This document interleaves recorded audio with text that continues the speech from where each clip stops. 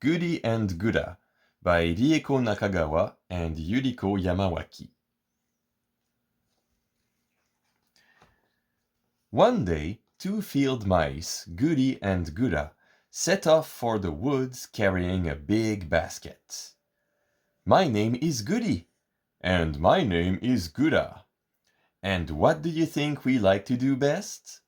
"Cook and eat. Eat and cook. Yeah. Guri and Gura, that's us."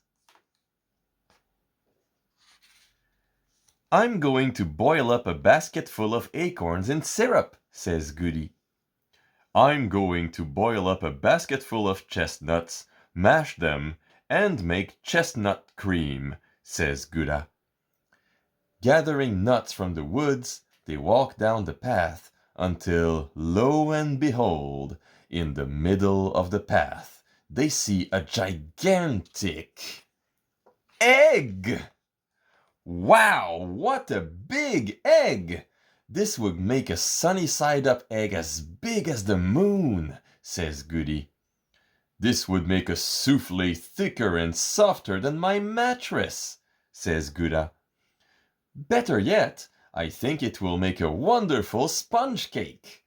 A sponge cake so big we can eat it from dawn to dusk and still have some left over," says Guri. "Whoopee! A great idea," says Gura. Now, how in the world can these two little mice take this big egg home? "This egg is much too big for our basket," says Guri.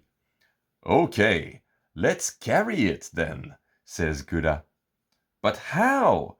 It's so smooth. There's no place to hold it. It keeps slipping." "Okay, let's roll it home." "But if we hit a rock, the egg will crack."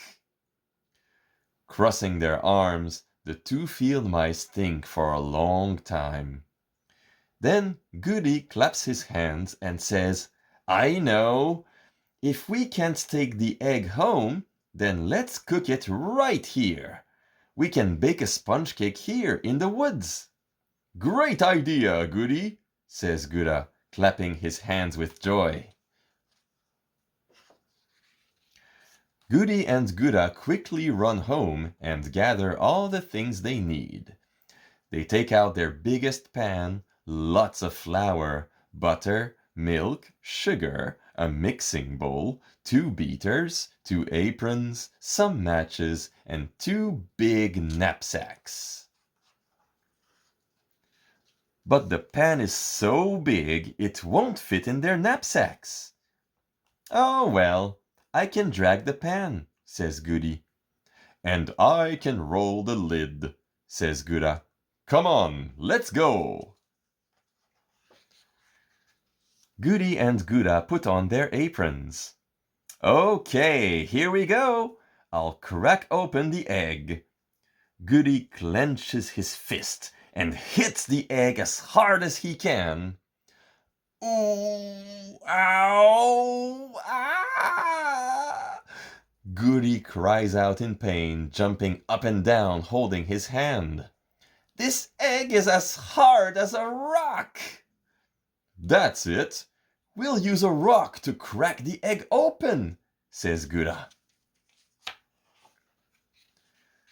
Gura's idea works.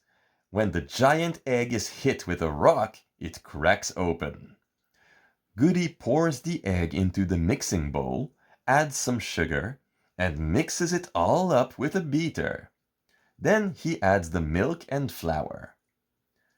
While Guri is mixing the batter, Gura piles up some stones to make a fireplace and puts lots and lots of firewood under the pan. Now let's melt some butter in the pan and pour the batter in, then place the lid on. And over the fire it goes. My name is Guri. And my name is Gura. And what do you think we like to do best? Cook and eat. Eat and cook. Yeah! Singing this song, They sit on a log and wait for their giant cake to bake. All the animals in the woods soon gather around, wiggling their noses. "Are you baking a sponge cake?" they ask. "We can smell it a mile off." "That's right, we're the sponge cake bakers, Guri and Gura, that's us. We're not stingy or mean. Guri and Gura, that's us. So you'll all get a bite, just you wait and see." "Okay, come and get it, it's ready." Gura slowly lifts the lid off the pan. Inside is a smooth, fluffy, yellow sponge cake smiling at them. "Ooh, that looks so good," says Guri. "It looks so yummy," shout the animals with joy. All the animals agree it's the yummiest sponge cake they have ever tasted. After they have eaten their fill, all that remains is the empty cooking pan and a gigantic eggshell.